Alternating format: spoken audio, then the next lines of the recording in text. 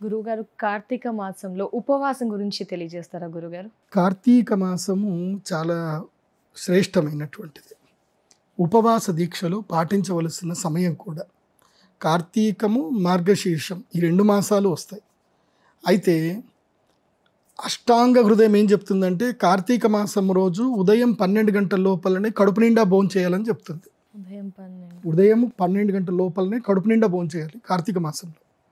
చాలామంది ఏం చేస్తారంటే పొద్దున టిఫిను, మధ్యాహ్నం భోజనము, మళ్ళీ అది అరగక మునిపి మళ్ళీ సాయంత్రం టిఫిన్లు ఇవి తింటారు. అట్లా కాదు. ఈ కార్తీక మాసంలో కొంతమంది ఏం చేస్తారంటే కార్తీక మాసం అని చెప్పి పొద్దంతా ఒక పొద్దున్నమంటారు, పొద్దంతా ఉపవాసం ఉంటారు, రాత్రి తింటారు. తప్పు. రాత్రి తినకూడదు. కార్తీక మాసంలో ఒక పొద్దు చేయాలి. ఒక పొద్దు అంటే ఒక రోజే ఉండాలి. ఒక పూట మాత్రమే తినాలి.